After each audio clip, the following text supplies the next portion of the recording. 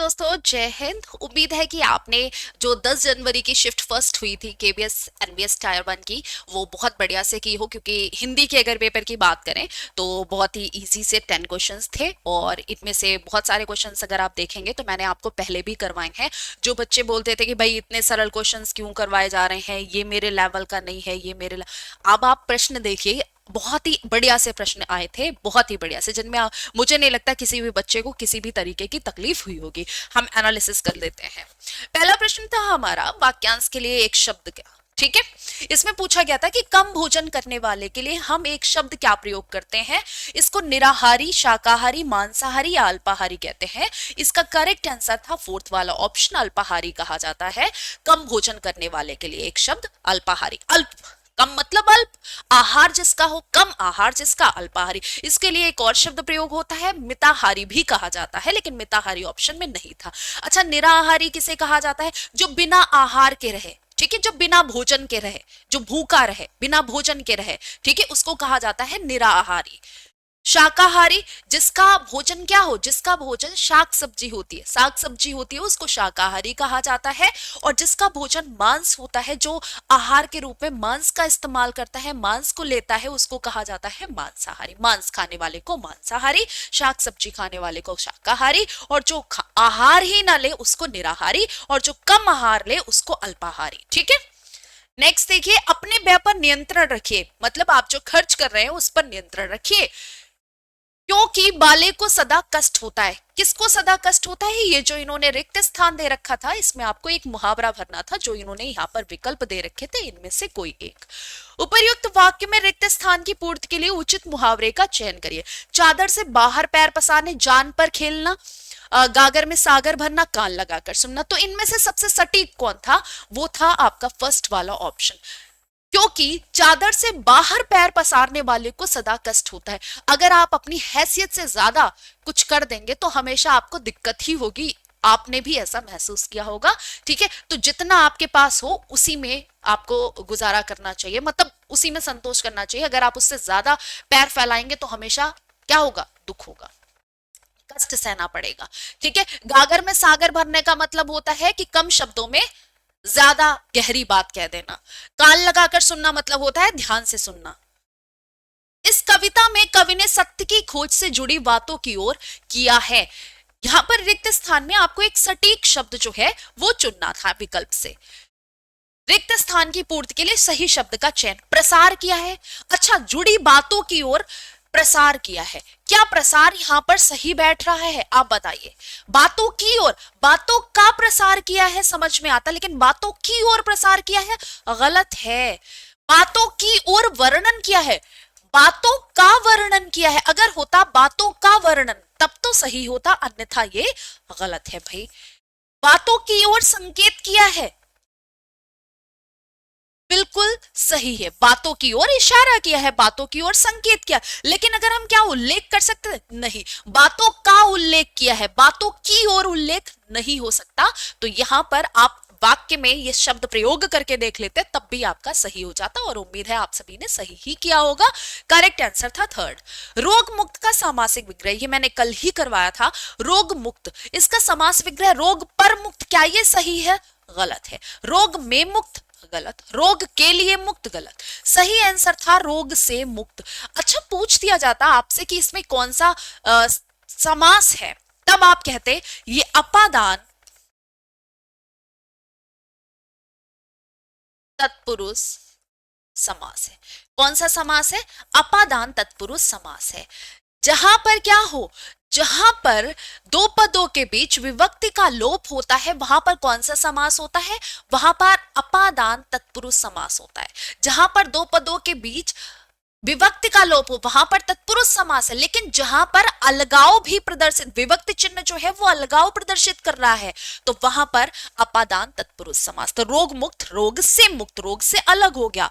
रेखांकित शब्द का सही संधि विच्छेद क्या होगा? यह आपका पांचवा प्रश्न था संधि विच्छेद से, और संधि विच्छेद का कल भी मैंने प्रश्न आपको बताए थे।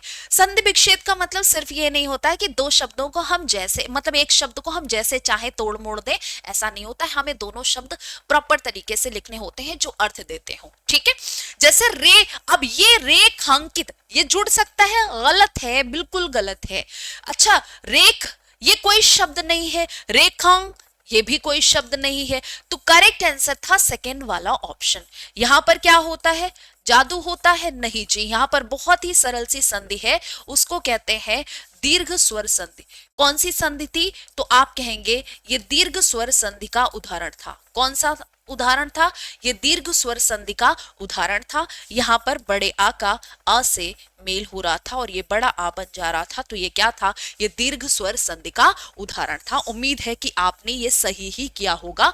ठीक है, ये सही ही किया होगा क्योंकि बाकी ऑप्शंस एक भी सही नहीं है। ठीक है, नेक्स्ट देखियो, ओ मड़ी तुम कहां जा रही हो? अगर आपसे ये प्रश्न पूछा गया है, इसमें पूछा क्या गया था? तो इसमें विराम चिन्हों की बात की गई थी कि उपयुक्त विराम चिन्ह इनमें से कौन सा प्रयोग कर सकते हैं। अब विराम चिन्हों की बात करें, हम फोर्थ वाले ऑप्शन से देखते हैं। क्या यहां पर इस वाक्य में आप दो विराम चिन्ह में प्रश्नवाचक चिन्हों का प्रयोग कर सकते हैं? बिल्कुल नहीं कर सकते। कहां पर दो विराम चिन्ह प्रयोग करोगे? चलो ठीक है, तुम कहां जा रही हो यहां पर तो हमने कर दिया क्योंकि हम प्रश्न पूछ रहे हैं, लेकिन एक विराम चिन्ह कहां करोगे? ओमड़ी के बाद क्या विराम चिन्ह लगा दोगे? नहीं लगा सकते, तो यानी ये गलत हो गया। अच्छा, दो विस्मय बोधक चिन्ह का हम प्रयोग कर सकते हैं क्या इस वाक्य में? चलो वो भी देख लेते हैं। ओ मड़ी तुम कहां जा रही हो, क्या हम यहां पर विराम चिन्ह के रूप में विस्मय आदि बोधक चिन्ह का प्रयोग कर देंगे?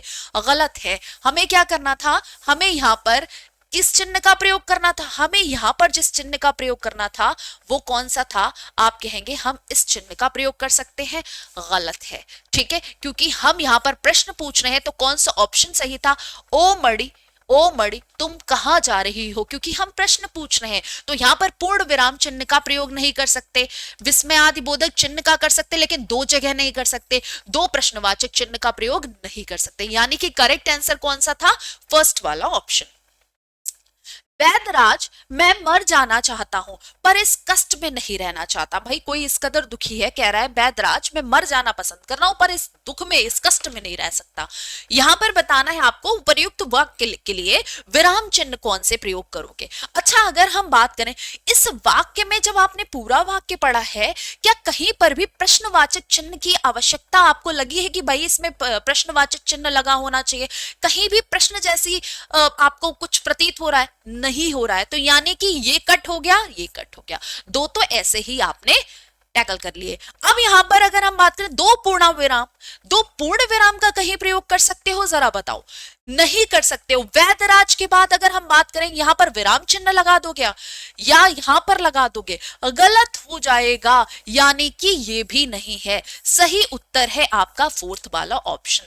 वैदराज, मैं मर जाना चाहता हूं पर इस कष्ट में नहीं रहना चाहता। आपको इसको इस तरीके से कंप्लीट करना था और यही बिल्कुल सही विराम चिन्ह है जो इस वाक्य में प्रयोग किए जा सकते हैं। ठीक है, तो यहां पर करेक्ट आंसर था फोर्थ। उम्मीद है आप सभी ने सही किया होगा। ग्रामीण कलाकारों द्वारा बनाए गए भित्ति चित्र बहुत ही सुंदर थे। ठीक है, आपने देखा होगा गांव में जो कलाकार होते हैं, मिट्टी की दीवारें होती हैं, मिट्टी की दीवारों पर सुंदर सुंदर चित्र उकेरते हैं। उनको कहा क्या जाता है? उनको कहा जाता है भित्ति चित्र, यानी कि दीवार पर बने हुए चित्र को क्या कहते हैं? दीवार पर बने हुए चित्र को भित्ति चित्र कहा जाता है। ये ध्यान रखिएगा। तो यहां पर आपका सेकेंड वाला ऑप्शन करेक्ट था। ठीक है, सूर्य का पर, ये कल की क्लास में ही करवाया था। आपकी जो केबीएस की मैराथन हुई थी जिसमें 30 क्वेश्चन करवाए थे, उसमें मैंने कल एज इट इज ये क्वेश्चन था। आप बताइए सूर्य का पर्यायवाची शब्द है क्या? राकेश, रवि, शैल, कांति। कांति मतलब होता है चमक, आपको पता होगा। ज्योत्सना चांदनी का पर्यायवाची होता है। राकेश की बात करें तो राकेश चंद्रमा का पर्यायवाची होता है, जिसे आप हिमांशु कहते हो, सुधांशु कहा जाता है। ठीक है, आपको यहां पर रवि की बात करें तो सूर्य का पर्यायवाची शब्द रवि होता है। रवि के अन्य भी बहुत सारे पर्यायवाची मैंने कल बताए थे, जैसे भास्कर हो गया, मार्तंड हो गया, अंशुमाली हो गया। ठीक है, आपका प्रभाकर है, दिनकर है, रवि है, अरुण है। ये सभी किसके पर्यायवाची हैं? ये सभी आदित्य है, ये सभी सूर्य के पर्यायवाची होते हैं। तो यहाँ पर सेकंड वाला ऑप्शन आपका बिल्कुल करेक्ट था। शैल पत्थर का पर्यायवाची होता है, चट्टान का पर्यायवाची होता है। तो यहाँ पर ये आपका गलत था, ये भी गलत था, ये भी। सूर्य का पर्यायवाची सेकंड वाला ऑप्शन आपका बिल्कुल करेक्ट था। मीरा कृष्ण की भक्त थी। मीरा कृष्ण की कैसी भक्त थी, ये रिक्त स्थान आपको पूर्ण करना है। संतुलित भक्त थी, भाई संतुलित आहार, बैलेंस्ड, संतुलित मतलब बैलेंस, तो इसका यहां पर कोई तात्पर्य बनता है, कोई सेंस बनता है, नहीं बनता है। विशाल भक्त थी, पहाड़ वहाड़ थोड़ी ना है जो विशाल है, ना इमारत है। यहां पर लघु नहीं, अनन्य भक्त थी, मतलब जो किसी एक मात्र का होकर रह जाए उसको कहा जाता है अनन्य। तो यहां पर मीरा कृष्ण की कैसी भक्त थी, अनन्य भक्त थी। तो यहां पर करेक्ट आंसर होता है आपका थर्ड वाला ऑप्शन। और ये रहा आपका लास्ट क्वेश्चन। आई होप आप सभी ने बढ़िया से प्रश्न करे हों। जो 10 प्रश्न आए थे बहुत ही इजी थे, मैं हिंदी के क्वेश्चंस को बिल्कुल टफ नहीं कह सकती, और मैं उम्मीद भी करती हूं कि जिन बच्चों ने प्रिपरेशन करी है थी, ठीक है, उन्होंने बहुत बढ़िया तरीके से ये 10 के 10 प्रश्न करे होंगे। और अब हम मिलेंगे सेकेंड शिफ्ट की एनालिसिस के साथ। थैंक यू सो मच, जय हिंद।